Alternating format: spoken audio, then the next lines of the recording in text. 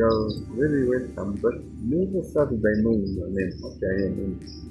So, my name is Hadithi Nangela. And where you come from? I come from Taita Taveta. Yeah. And where did you go to education? So, I started my early primary education at Makupa Primary. You might know this place somewhere down in Mombasa. Yes. So, until class 8,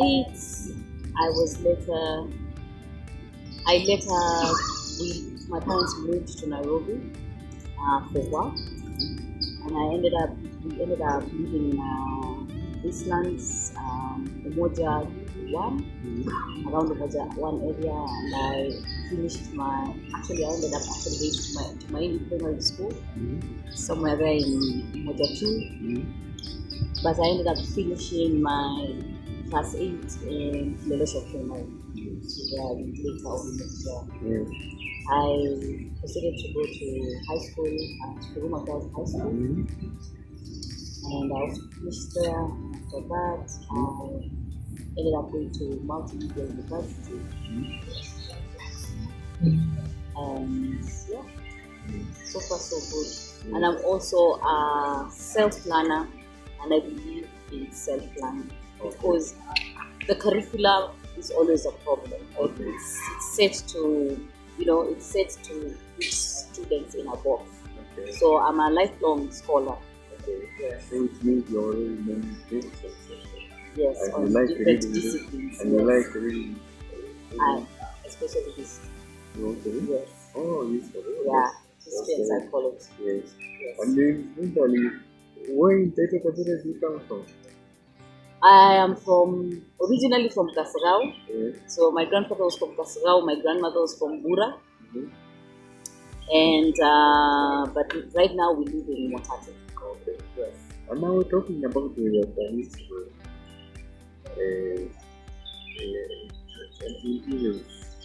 Struggle. Okay. Yes. The people of Taita contributed anything in this struggle?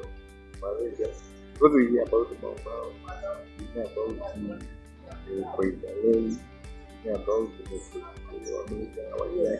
Yes. and so forth. Mekatilindi was actually a Taita, but that is a story for another day. Bado tunapambana, and the reason as to why Mekatilili is claimed to be a Taita is because Mekatilili is actually a Taita to mean Mamake Katilili. It is not Kikiriyama. Her other name is Mnyazi.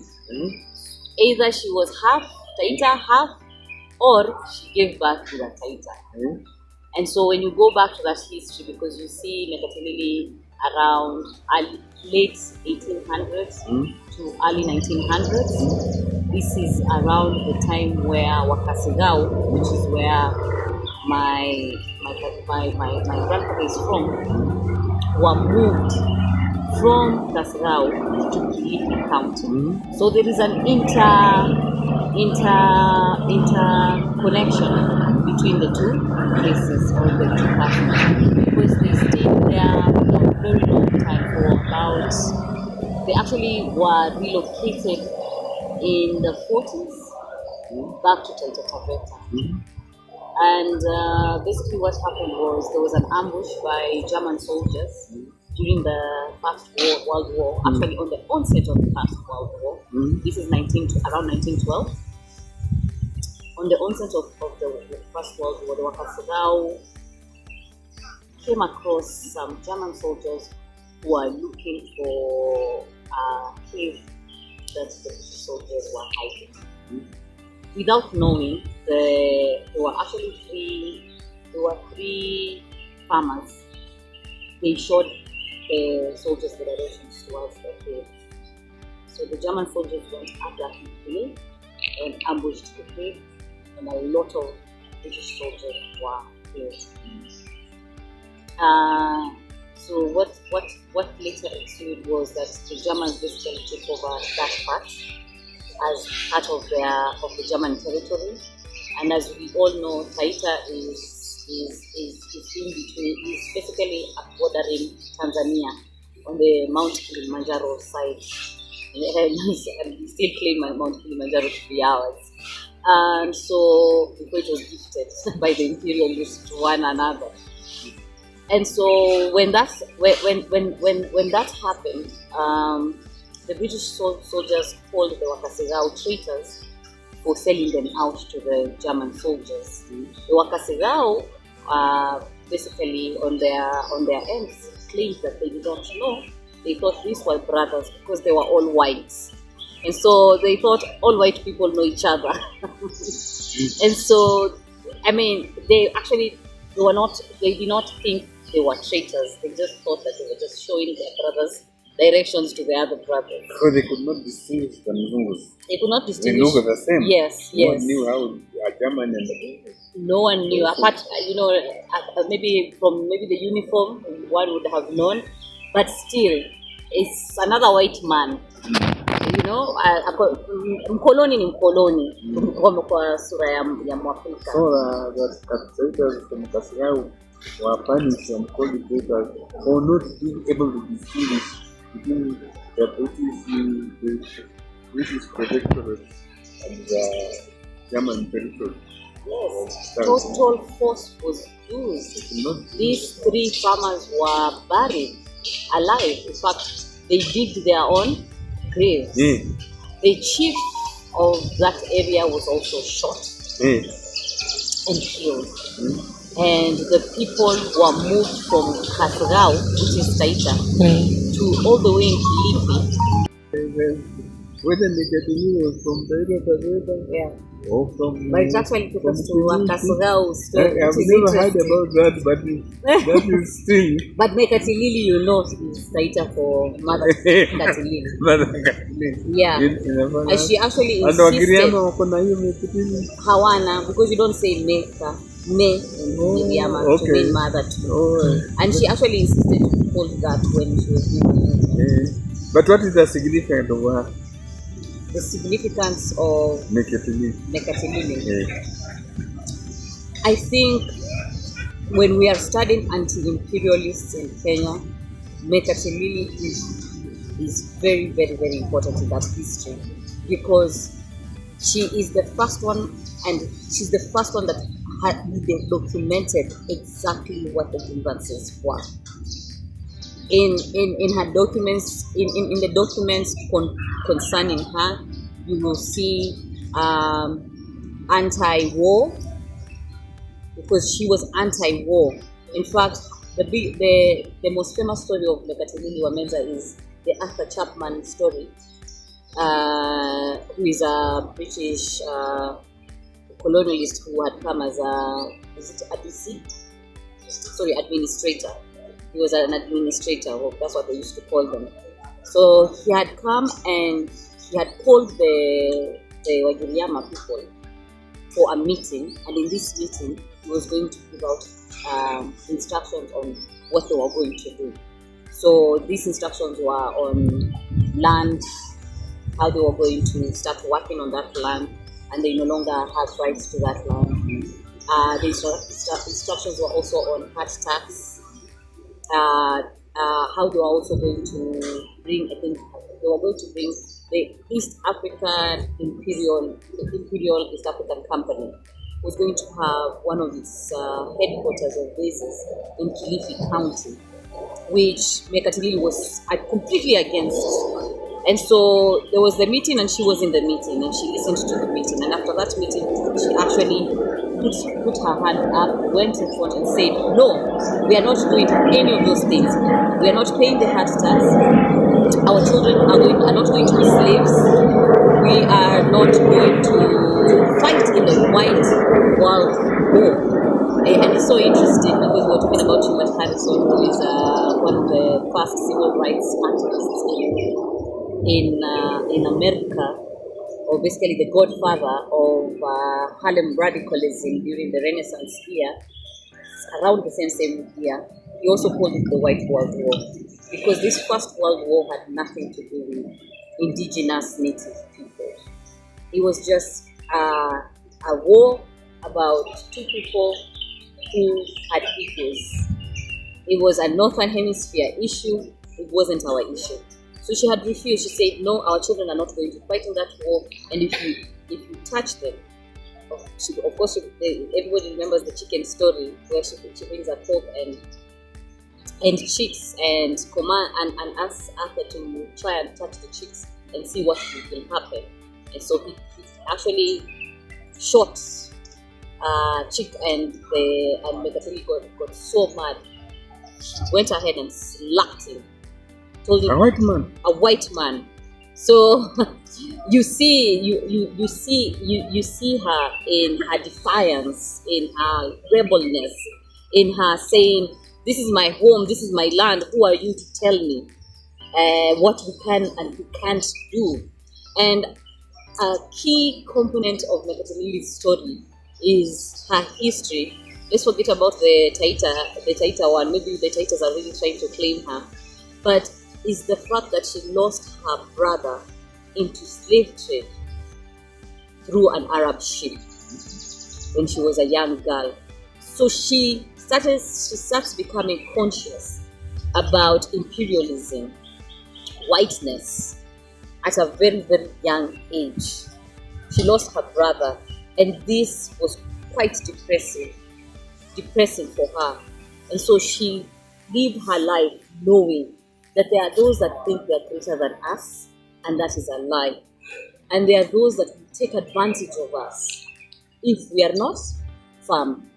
So from her personal experience of losing a brother at such a young age into a slave ship that probably took him somewhere in the Caribbean islands to farm, is the reason as to why she had refused Arthur Chapman. What were the consequences of her action? So, in her activism, she used creative activism. Actually, it's creative activism, where she does the Kifudu dance with a medicine man who was always walking around. It's called Mwandawiro Mghanga. Yes. Huh? Mwandawiro Mghanga, yes. Mwandawiro. So the Kifudu dance is basically a dance for when somebody is dead, when somebody has died. It's in other words, sometimes we call it disco matanga. Even the Luos have it. When you go to Ghana, you experience it. It's drums beating and dancing, so that the spirit of the deceased can be appeased on the other end. And so you see her not letting go of this dance, of this mourning dance, because she felt like we were in mourning. Now, as a result of action, those can say resisting. Yeah. What happened to her? So because what action did that? So the first action they took was to put her under house arrest, and she was taken to PC, and along with her medicine man, Wanje. In fact, let's not forget him because he's there with her throughout.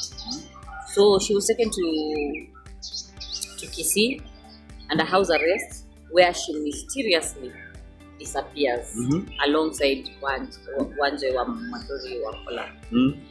And after she disappears and ends up appearing back at Kilifi and continues with the Kifudu dance. And basically she said, nobody can stop me, which is it's very admirable to see. From Kisii to the coast is very far. It's a lot of kilometers. Yes. Jungle. He was basically walking through the jungle, going back home, and she was tracing home. But maybe she used a mountain to trace her way back home. Maybe she used telepathy, or she teleported back home. How she got back home is still a mystery. It's still being studied. People are trying to figure out how. Because because if you look at the tenure in which does that activism properly. It's in less than like a year, she's back. Because the question is also how long will it take you to get back? So you see her in 1912, she's arrested and taken to Busi, and then you see her back in Kilifi, making noise again, dancing the Kikuyu dance in 1913. So she did not stay in prison that long, and the second time she was arrested, they took her to Kismayu. So she was arrested twice. So Kismayu, she also disappears alongside with Wanje and comes back home. When she comes back home, we see her, joining the Kayas and talking to them and explaining to them why they should not, based on the prophecies of the prophets that had come before, who had talked about imperial rule in Kenya and how the train is coming, and it shows. If you've been to Kilifi County, you do see the resistance. It is still there. I was there 3 days ago. I had gone to Pwani University. I was doing a talk at Pwani University, and also we were also doing the book tour there. And you can see how far they have come in terms of fighting and resisting. They still have their houses. Education level was actually very little in fact, I grew up with people from that part of Kenya, and you did see that they were not very keen on the Mzungu way of doing things at all. And the resistance did hold up. It held up. And where you come from? What is that? Yes. Was there any resistance in the river? Yes. We had Chief Mwangeka. Chief Mwangeka. We have called you, but it's actually Mwangeka Malova. You are not. Yeah. Yes, they called him a chief. Mwangeka Malova. Mwangeka Malova. Can you talk anything about him? Whenever I think about him, as a historian, I just remember there were caravans, there were slaves that were passing through that territory and lower zones. And in his interaction with them, he realized that there's dirty business that is going on here, and we need to nip it in the bud, or rather have some sense of control. So we need to nip it in the bud, or basically control the situation. We have to respect one another and each other's beliefs. That's first and foremost. I want to see a tribeless Kenya. It's very beautiful to have your identity, but tribalism is killing us. It's killing us, and it's crazy. In fact, in an era where we have the highest record of intermarriages between tribes, we shouldn't have tribalism. It should end. Half of us are half, or a quarter of this and that. Yes. And would the tribalism mean also not speaking to Bariba, not to Jalio, not to Kikuyu? No, I say do not lose your identity, but don't be tribal. Have respect for other people's customs and ways of doing. Yeah. It also falls hand in hand with religion, because people don't even understand that religion also interfered with our identity. There are some certain cultural practices we could not carry on with because religion was against them, and it was not based on study or critique or whatever. It was just based on, that's your way and your way is wrong. And some of those ways were forestation. You understand? That was part of our cultural heritage. Environmental science was not a subject was not a discipline in a university. It was taught by the grandmothers to the grandchildren that they would take us into the forest, into the jungle, and teach us about the neem tree, teach us about the sandalwood, which is a lot in where I come from. So, re-indigenizing, I want to see that. And it is not, oh, my tribe is better than yours. We must also integrate, which we have done. Thanks to colonialism, we ended up integrating. If it wasn't for colonialism, some of us would not have been in Nairobi and would not have met the Agikuyu and the Agusi. Lakini long before our weekend, we were interacting with Wasamba, Even Washaga, Sasa now Mchaga, there's a border. Wakamba. Now there's a border and Pare cannot come to me anymore.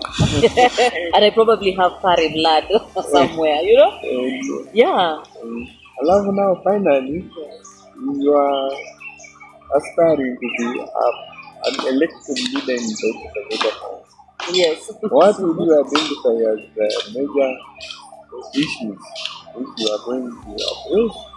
And actually, what are the major issues which you like to be addressed and which you are going to address as the elected leader? Land rights. Land rights is first and foremost. A lot of Taita living in Taita are what do you call squatters. I do not understand how they can be squatters in their own land. So reclaiming Taita Taveta for the Taitas is first on my list. In fact, during President Uhuru's tenure, we really pushed for that. To the extent where he even gave back a chunk of land, even with criticals. They gave back some chunk of land, which we are still reclaiming right now. People who are allocated that land in Lake Chipe, along Lake Chipe area, were moved out in this regime in the late hours of, very late. Saa sita, saa saba za usiku, when it was dark, bulldozers came in and evacuated people who had been living there for years. Asante sana dada. Now maybe you say your last word, you can say last word, whatever you wish to say. But I'm very, very, very grateful kwamba umepata nafasi kuzungumza leo mbele ya hawa wageni. Kuna maneno labda mtu anataka kusema? Kwanza ningependa kusema chavcha. Yes. Asante sana. Thank you so much for liberating us and teaching us to stand for our rights, to stand for freedom, and to stand for a new Kenya. I would like to tell my fellow Kenyans that the fight is not over. Where we've come from was worse than where we are heading. The groundwork has been done. There's really not much. It's just a step into a different direction, a step into a newer Kenya. I pray for peace and thank you so much. Thank you. Chapter.